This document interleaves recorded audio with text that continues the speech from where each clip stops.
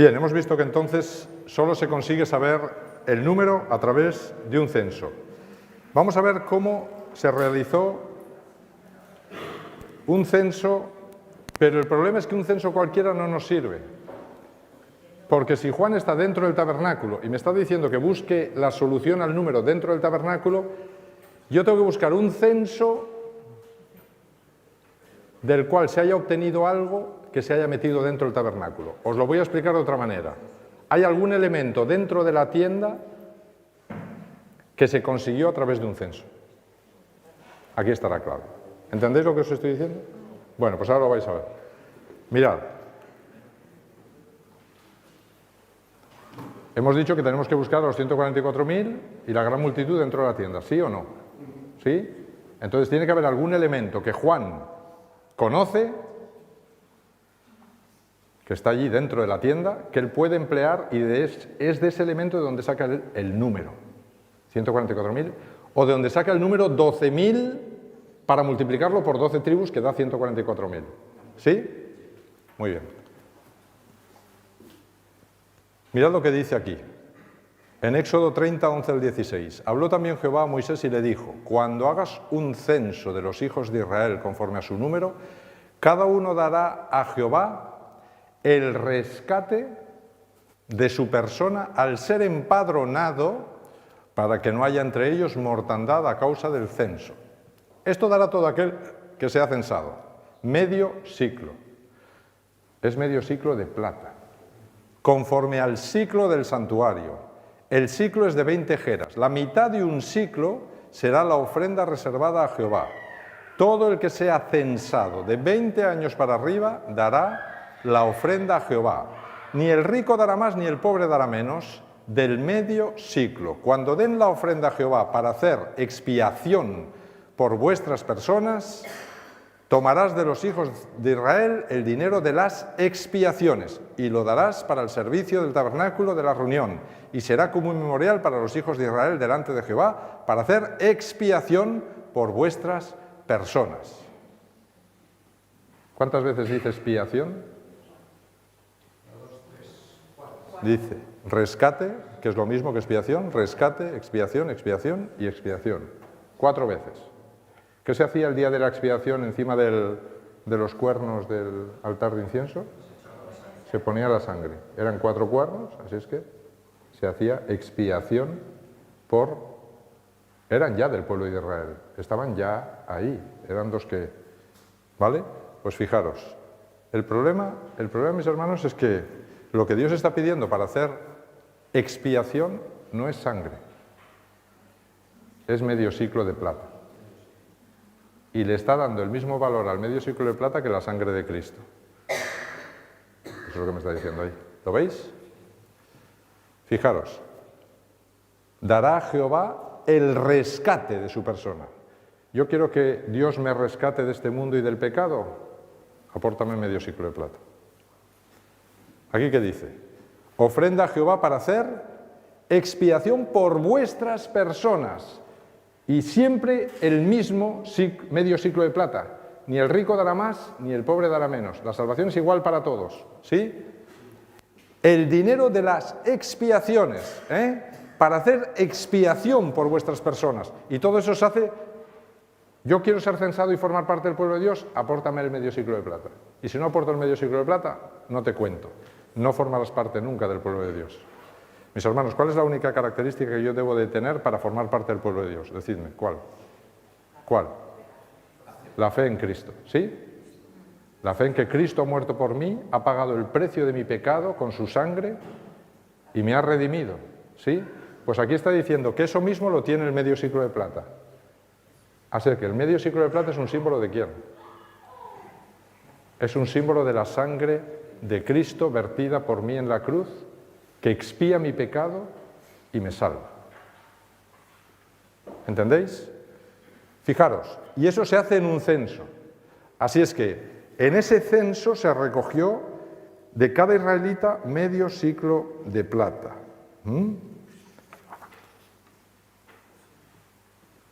El texto especifica que un siclo son 20 geras y la mitad de un siclo eran 10 geras. Así es que no está pidiendo un ciclo, sino, ¿qué está pidiendo? Está pidiendo la mitad de un ciclo, 10 geras.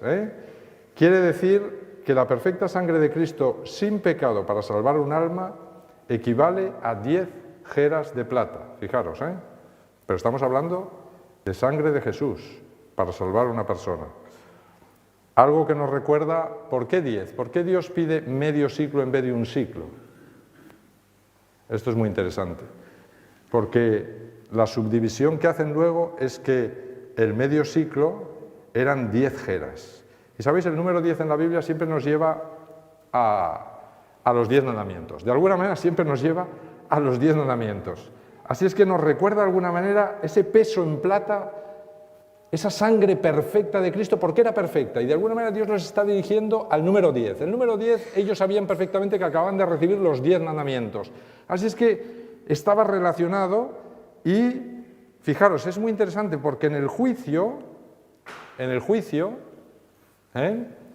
lo que Dios pondrá en un platillo será a mi persona y en el otro lado pondrá los 10 mandamientos. Claro, los 10 mandamientos siempre, que son la perfección del carácter de Dios, siempre pesan muchísimo. Y lo que se dirá a todos los seres humanos, si esto ocurre, ha sido hallado falto. Así es que los 10 geras nos recuerdan el peso de la ley de los 10 mandamientos que Dios pondrá en uno de los platillos de la balanza del juicio. ¿Sí? Pero, fijaros, solo la sangre de Cristo, los 10 geras, puestas a nuestro favor en nuestro platillo, equilibrará la balanza y nuestro nombre se escribirá en el libro de la vida. Así es que si yo quiero entrar a la Nueva Jerusalén, tendré que pasar por esta balanza. Para pasar por esta balanza, en un lado estarán los 10 mandamientos, que son los que están dentro del Arca de la Alianza. ¿Sí o no? Claro, es verdad que está el propiciatorio, es verdad que Cristo pone su sangre encima del propiciatorio, pero es lo mismo que los 10 geras. Lo que Dios le está diciendo, si quieres entrar por la última puerta, la de la Nueva Jerusalén, y ser ciudadano del reino, y ser censado como pueblo de Dios, tendrás que aportarme medio ciclo de plata. El medio ciclo de plata no es otra cosa que otra forma simbólica de la muerte de Cristo en la cruz. Y ahora veréis por qué es necesario esto. Así es que o Cristo y solo Él sube en este lado cuando se mencione mi nombre, o yo seré hallado falto. Esta es la idea. ¿Entendéis? Elena de White dice que todos los seres humanos, hasta el más santo, se le dirá lo que se le dijo a Belsasar, a menos que Cristo suba en el otro lado de la balanza. Si Cristo dice, no lo conozco, entonces estaré perdido porque seré hallado falto. Se me pondrá a mí y seré hallado, porque todos seremos hallados faltos. A menos que Cristo diga, oye, este lo conozco porque este lo tengo escrito en la palma de mi mano y este ha vivido conmigo, ha caminado conmigo. Yo subo y Él pondrá sus perfectos méritos. Por eso el medio ciclo de plata se emplea 4 veces el término expiación, rescate de vuestras personas, y si no me entregáis ese medio ciclo de plata, no formaréis parte de los ciudadanos del reino. Muy bien, pues por eso el apóstol Pedro dice en su epístola, en primera de Pedro 1, 18 al 19, dice, pues ya sabéis que fuisteis rescatados, aquí aparece la palabra rescatar de nuevo, de vuestra vana manera de vivir, la cual recibisteis de vuestros padres, está hablando de la herencia del pecado, no con cosas corruptibles como oro o plata, fijaros lo que está diciendo, sino con la sangre preciosa de Cristo como de un cordero sin mancha y sin contaminación. Lo que está diciendo Pedro es, oye, antes se nos rescataba con oro o con plata, porque hay otro lugar en la Biblia que en vez de la plata ponen oro, y Dios también lo acepta. Así es que, con oro o plata, sino que ahora que ha venido Cristo y ha muerto por nosotros, y ha muerto en la cruz, Él es lo que representaba el oro o la plata que antes entregaba por nosotros. Así es que ahora ya no sirve lo que se hacía anteriormente, sino que lo que sirve es que Cristo ha vertido su verdadera sangre, la suya, la personal, como de un cordero sin mancha y sin contaminación. Muy interesante esto, Sin mancha es un cordero que de nacimiento no tiene defecto. Y sin contaminación es un cordero que en su caminar no ha adquirido defecto. ¿Sí? Así es que Cristo nació sin pecado y caminó sin pecado. Esto es lo que está diciendo aquí, claramente, Pedro. Muy bien. Esto... Otro detalle interesante es que Dios le indica a Moisés que cada hombre individualmente va a aportar ese medio siclo de plata y que nadie puede expiar a otro, sino que se especifica que cada uno dará a Yahvé el rescate de su persona. Así es que el justo, por su fe, vivirá. Bien, la salvación es individual. Mirad lo que dice el Salmo 49:7. Salmo 49:7 dice: nadie podrá en manera alguna redimir al hermano ni pagar a Dios su rescate, pues la redención de su vida es de tan alto precio que no se logrará jamás. El único que puede pagar ese precio es Cristo. Así es que el justo por la fe vivirá. ¿Cuántos israelitas de las 12 tribus fueron censados por Moisés? A ver, ¿cuántos israelitas fueron censados? Vamos a ver qué nos dice Números 1, 45 al 46. Y todos los hijos de Israel de 20 años para arriba, todos los que podían salir a la guerra en Israel, fueron registrados familias y fueron contados 603.550. ¿Sí? En total, 603.550 personas. Si multiplicáis por medio ciclo de plata, ¿cuánto tenemos en ciclos?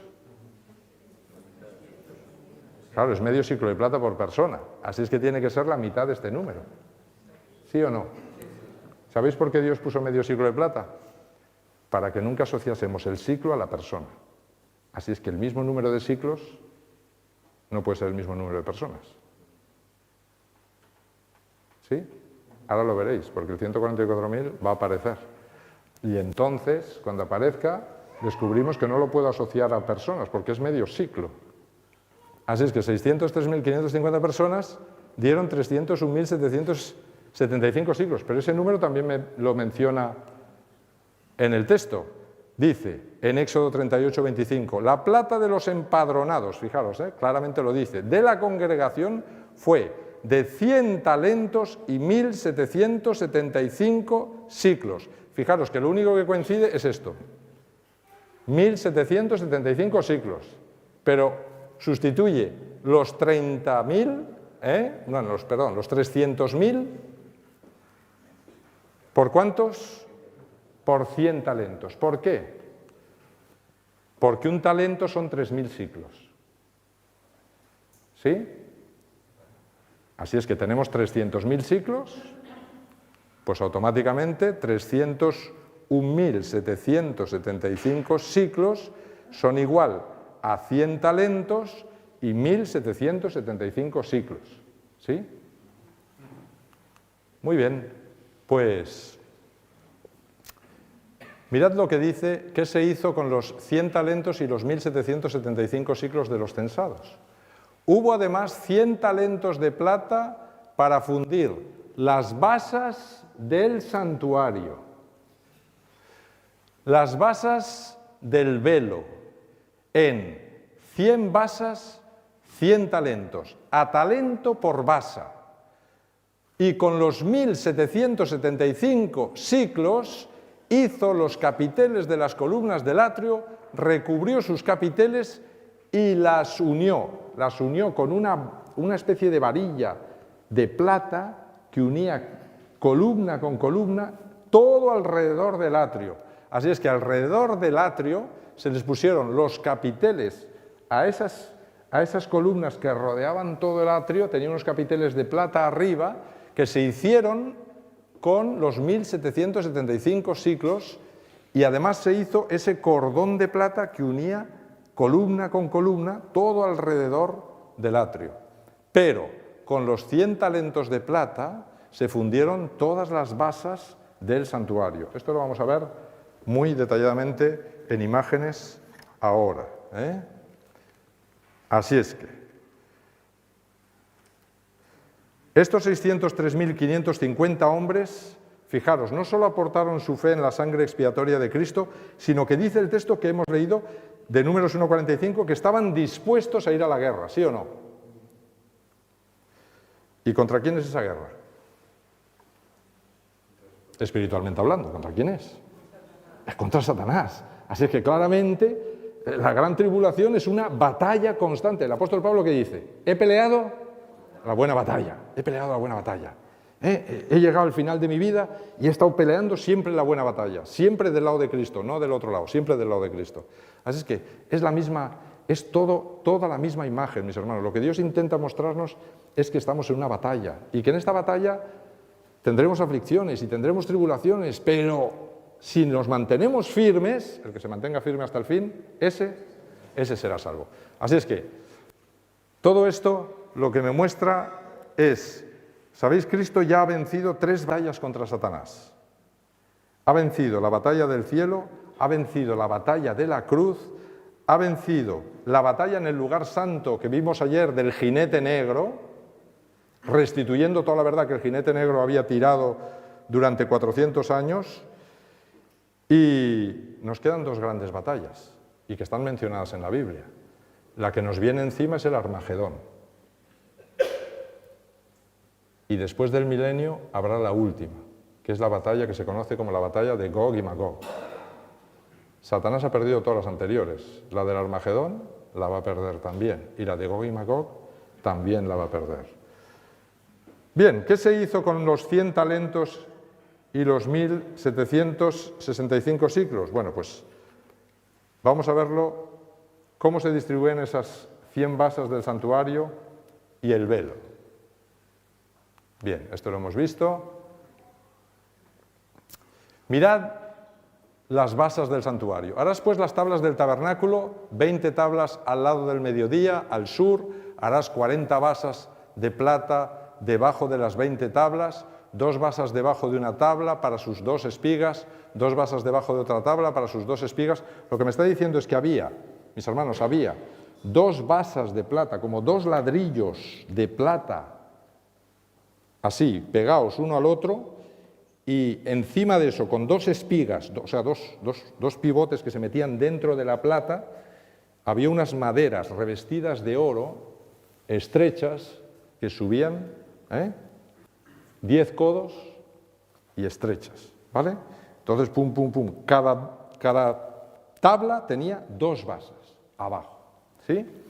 Entonces me está explicando todo eso. En resumen, en el lado sur, donde estaba el candelabro, dice que habría 20 tablas. Era como una U larga así, una U que se abría allí hacia donde sale el sol, 20 tablas, y claro, si tiene 20 tablas, 40 basas de plata, como está diciendo ahí.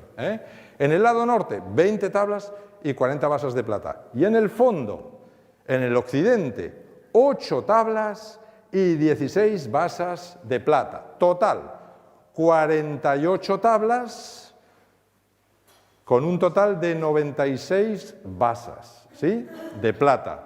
Me sobran 4 para llegar a los 100 talentos, porque es a talento por basa.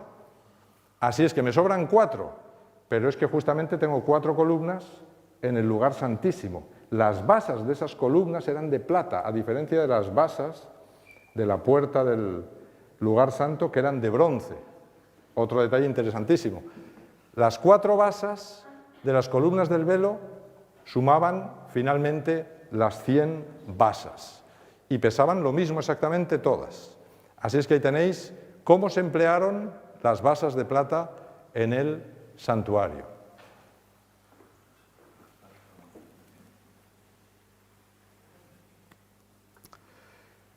Bien, si estas 96 basas que sostenían el armazón del santuario le sumamos, tenemos exactamente, mis hermanos, las 100 basas. Así es que fijaros lo que dice ahora Apocalipsis de nuevo. Y hoy el número de los sellados, 144.000 sellados de todas las tribus de los hijos de Israel, 12.000 de cada tribu. ¿Sí? Y Juan dice que el número 144.000 lo saca de multiplicar el número 12.000 por 12 tribus de Israel. La pregunta que yo siempre me he hecho es ¿de dónde sacó este número? Y entonces ahí tienes todo tipo de lucubraciones. Bueno, es un número que me habla de universalidad, bueno, no sé, todo tipo de lucubraciones. Pero ¿de dónde saca realmente este número? Porque son 12 tribus por 12, por 12.000 y te dan 144.000, realmente, ¿no? Pero realmente ese número, ¿cómo sale? ¿De dónde sale? ¿Sabéis de dónde saca Juan esta fórmula? Según el plano del tabernáculo, esos 144.000 están frente al trono de Dios en el lugar santísimo.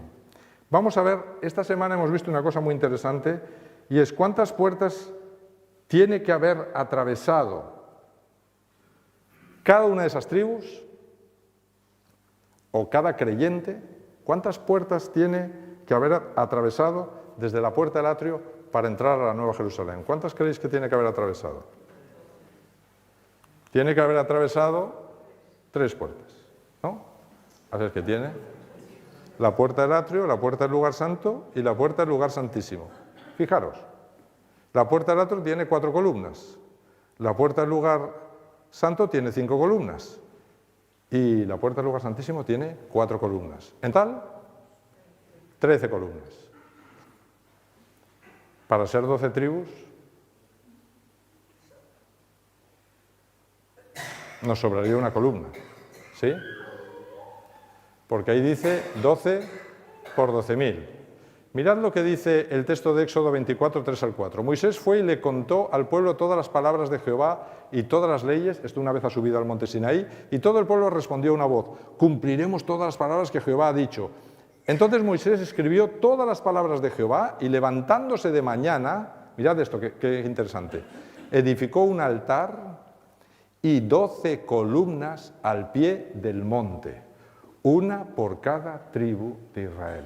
Así es que cada una de las 12 columnas que puso Moisés al pie del monte representaba a una tribu de Israel. ¿Y por qué las puso al pie del monte y al lado puso un altar?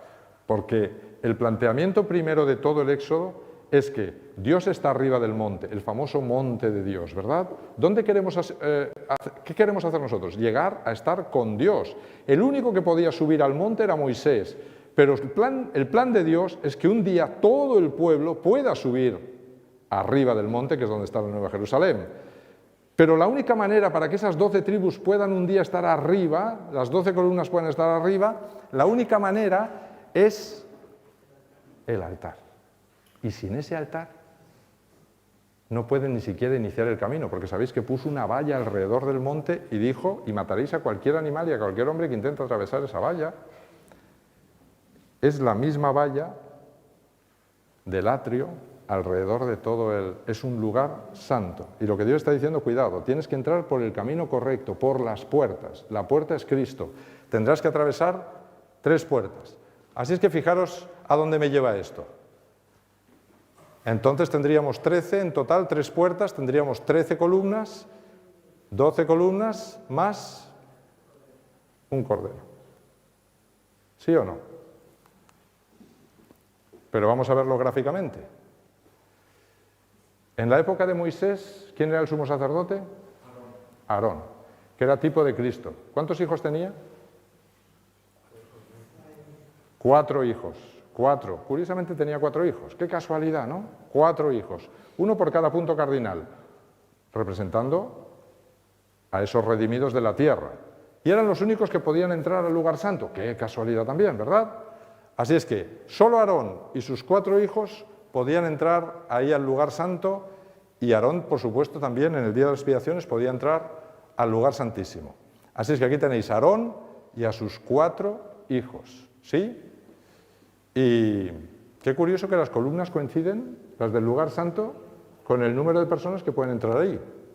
Fijaros, ahí tenemos a los hijos de Aarón, uno por cada columna, y en el centro, ¿a quién tenemos? Al sumo sacerdote. ¿Sí? ¿Todo esto qué me dice? Porque allí dentro, en el lugar santísimo, tenemos solamente 4 columnas. La pregunta es, ¿dónde está? ¿Dónde está?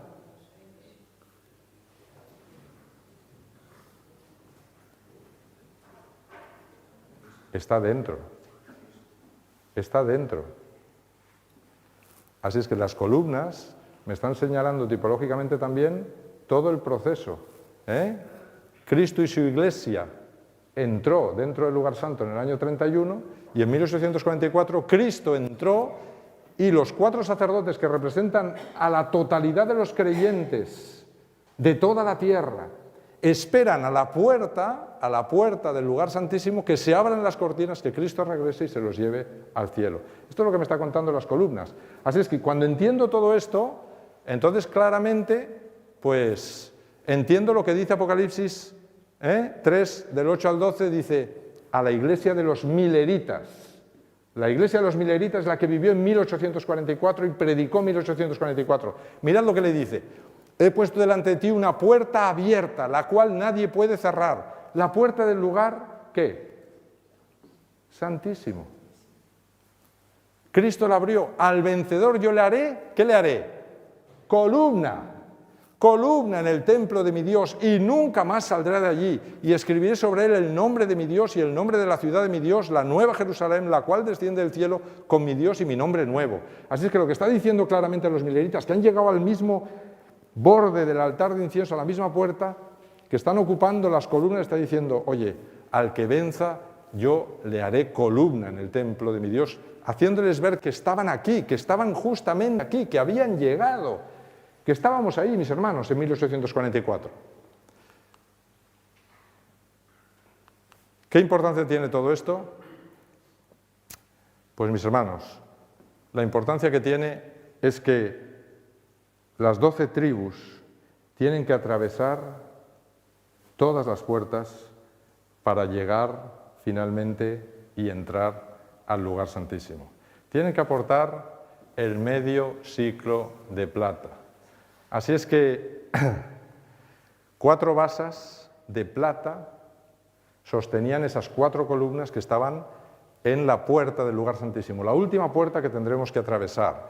Cada una pesa 3.000 siclos. Y curiosamente, mis hermanos, da el número 12.000.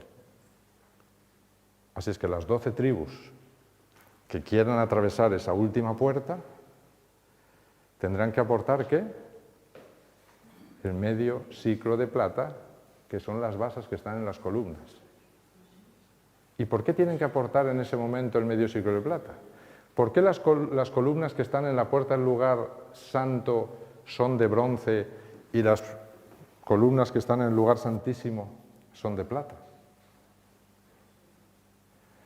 ¿Qué dijo el apóstol Pablo que iba a predicar él a partir del año 31? ¿Y qué predicaron todos los apóstoles? ¿Y cuál fue la predicación de la iglesia primitiva? ¿Cuál fue? Cristo, Dios, se ha hecho hombre y ha muerto por nosotros. ¿Sí? Y dijimos que las basas representan sobre qué se fundamenta nuestra fe, cuál es el mensaje que tenemos que predicar. Y en aquel momento el mundo tenía que saber que Dios se había hecho hombre, que había muerto en la cruz, en el altar de bronce, y que había vencido, había resucitado y estaba en el cielo. Por lo tanto, el fundamento de la predicación de esos 4 sacerdotes que era la iglesia primitiva y toda la iglesia que vendría después, mientras durara el tiempo del lugar santo, era Cristo muerto por nosotros. ¿Qué predica el mundo evangélico, mis hermanos? ¿Qué predica? Solamente a Cristo este crucificado y la fe en él, ¿sí o no? Este es el primer mensaje fundamental y básico. El primer mensaje fundamental y básico para alcanzar la salvación. Pero cuando llega la Iglesia Adventista en 1844 y Cristo entra en el lugar santísimo, ¿qué hay que predicar? Se está realizando el censo. ¿Qué pide el Señor que aportemos? Nuestra fe en Él absoluta. Se va a mirar el trayecto que hemos hecho desde el altar de bronce al altar de incienso. Se va a mirar. Apórtale el medio siclo de plata.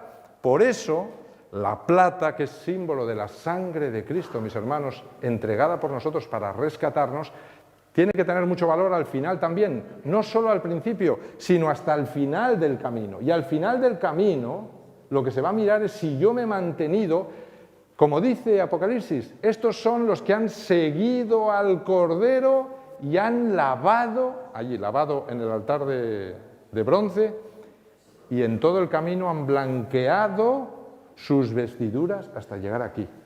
Es decir, la plata lo que me está mostrando es que la sangre de Cristo será puesta una vez más sobre los cuernos del altar en el día de las expiaciones. Se tendrá que demostrar que yo tengo fe en Cristo auténtica, viva, no una fe muerta, viva, para que mi nombre se mantenga escrito en el libro de la vida. Por eso las basas cambian.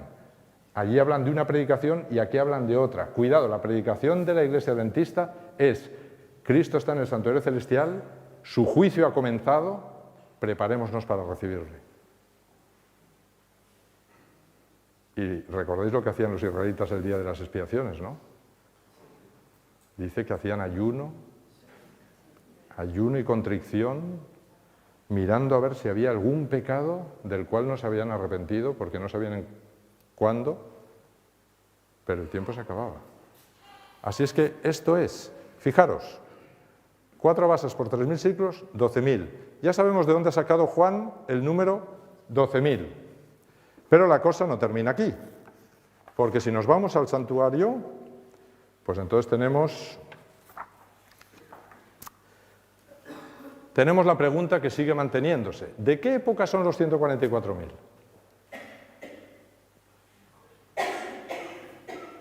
«24 planchas de oro y 48 basas en el lugar santísimo». 24 planchas de oro y 48 basas en el lugar santo. ¿Cuántos ancianos hay en torno al trono en el lugar santo, que aparece en Apocalipsis? ¿Y cuántos ancianos hay en el lugar santísimo? 24 ancianos. Yo creo que esos ancianos, mis hermanos, estoy convencido, por lo que dicen y lo que hacen, son justamente ese remanente que Dios se trajo en su resurrección, y ahora están permanentemente en torno al trono, aquí, durante todo el tiempo que va del año 31 a 1844, analizando, viendo todo lo que Cristo está haciendo en su intercesión permanentemente. Son esos 24 ancianos. Y están representados por algo parecido a columnas, porque cada plancha de estas que hay aquí, cada plancha era como una columna pero plana. Así es que están ahí, venga, fusionados.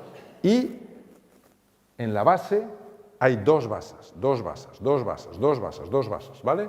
Así es que, por las medidas y por todo lo que nos dice la Biblia, sabemos que había 24 planchas de oro y 48 basas en el lugar santísimo. Así es que había 24 así, en torno al trono de Dios que se sitúa sobre el arca de la alianza.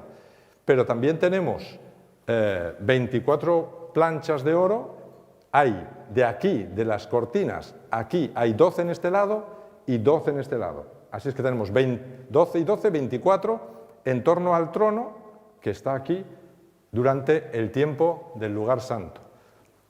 Por lo tanto, ahí tenéis la imagen de los 24 ancianos más o menos en torno al trono. Si multiplicamos 48 basas en el lugar santo o en el lugar santísimo por 3.000 siclos, igual 144.000.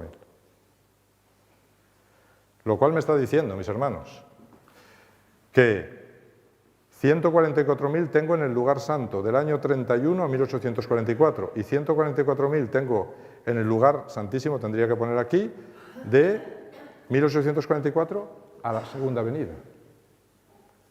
Así es que claramente lo que se me está diciendo aquí es que los 144.000, desde el momento que Cristo muere, desde el momento que Cristo vierte su sangre, todos los símbolos, la plata, todos los símbolos, la sangre de los corderos, todo eso eran símbolos que representaban la verdad mayor de la sangre de Cristo que un día tendría que vertirse.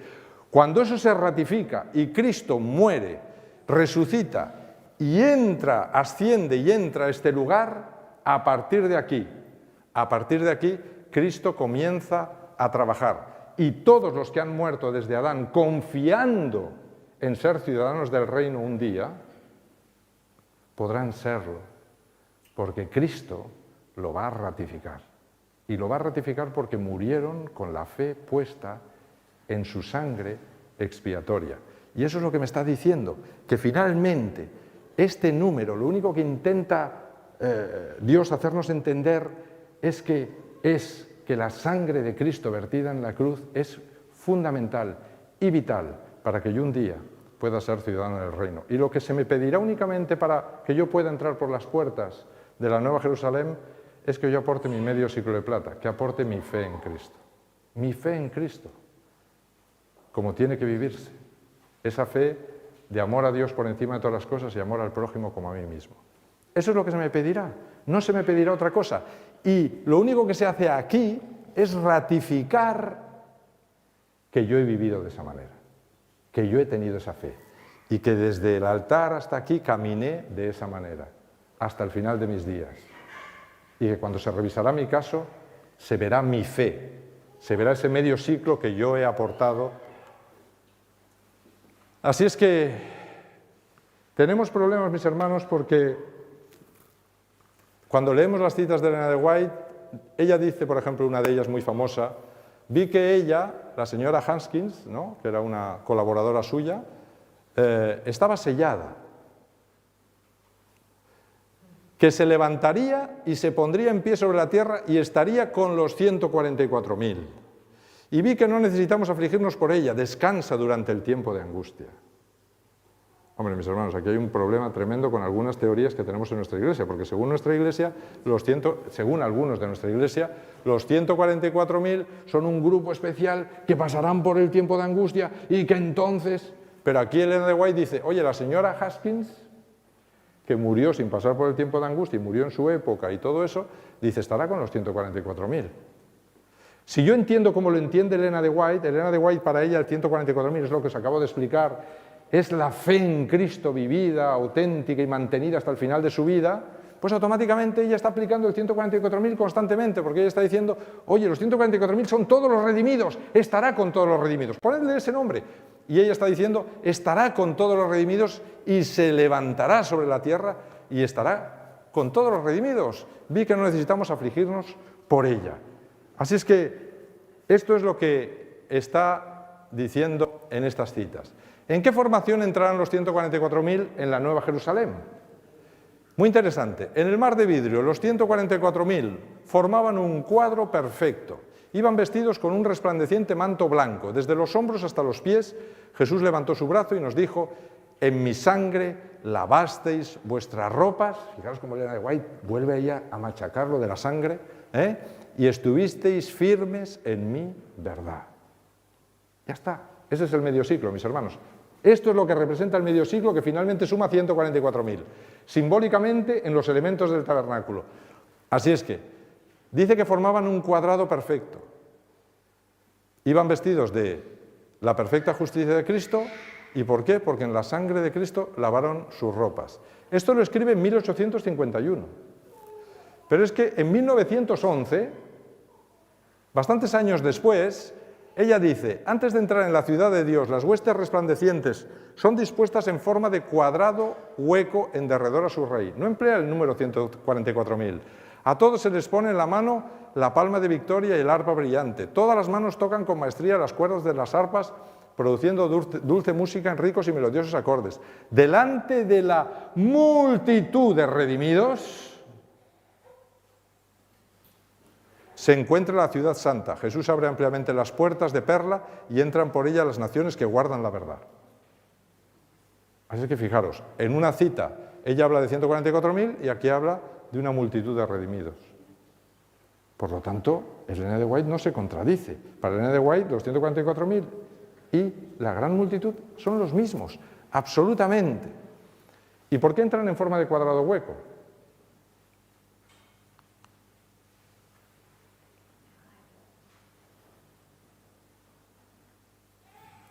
¿Veis los cuadrados, mis hermanos? ¿Qué os he dicho de la madera? ¿Qué es la madera? ¿Quién es la madera?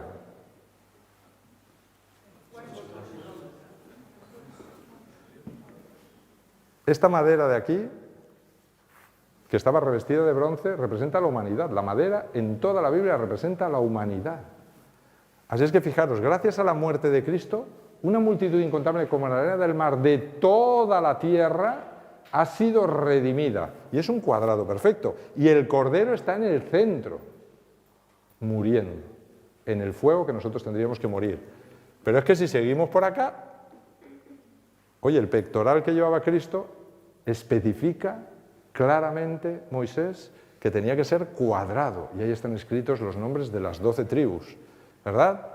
Pero es que el altar de incienso también es cuadrado. Y es que esto es un cuadrado perfecto. Así es que finalmente, ¿por qué en forma de cuadrado? Porque de nuevo vuelve la simbología a decirme, oye, analiza el tabernáculo, porque ahí está la respuesta. Por lo tanto, si nosotros queremos llegar aquí, fijaros, este es el camino que tenemos que seguir. Y en todos esos cuadrados está Cristo, porque mis hermanos, aquí en el centro, ¿qué se ponía? No, los panes se ponían aquí. ¿Aquí qué se ponía? Incienso. ¿Y sabéis lo que dice Elena de White que es el incienso? Las oraciones de los santos es lo que realizan los santos ahí, en ese lugar. Pero Elena de White dicen claramente que si Cristo no añadiese el incienso de su perfección a nuestras oraciones, no serían escuchadas por Dios. Así es que el incienso realmente es los perfectos méritos de Cristo que Él pone para que nuestras oraciones puedan ser escuchadas. Luego, de nuevo, en el centro está Cristo. Así es que en el centro de todo está Cristo.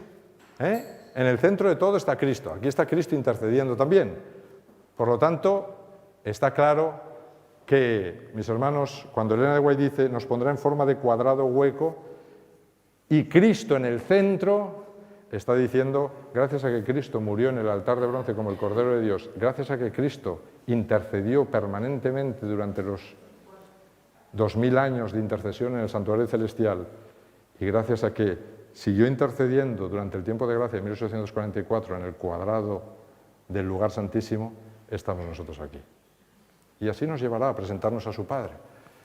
¿Cómo se llaman los nombres de las 12 tribus que, multiplicados por el 12.000, esto aparece en Apocalipsis, ¿verdad? Apocalipsis 7, me da cada uno de estos nombres. Es una serie diferente a todas las que aparecen en la Biblia. Esta serie, en muchos lugares aparecen los nombres de las 12 tribus, pero esta serie está en un orden diferente al de todos los demás lugares.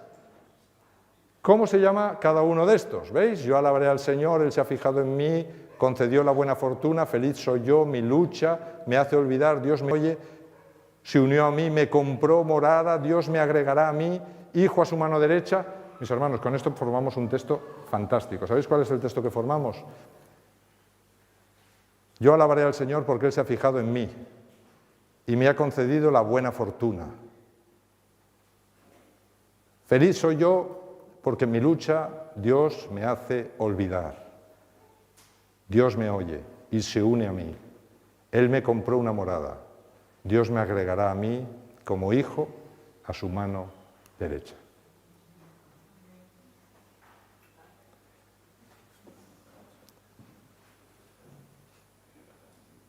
Y decidme a mí si este mensaje es para un grupo selecto y todo el resto iremos como una banda de borregos por allí detrás. Vamos, es que Dios sería absolutamente injusto. Cristo ha muerto por cada ser humano de este mundo para lograr esto. Y mirad que lo he leído veces, mis hermanos, y cada vez me emociono. Porque esto es los 144.000. Así es que ojalá, mis hermanos, peleemos la buena batalla hasta el final.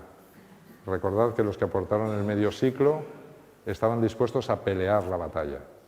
Nosotros tenemos que pelear esa batalla. ¿Queréis que nos pongamos de rodillas y terminemos con una oración, los que podáis?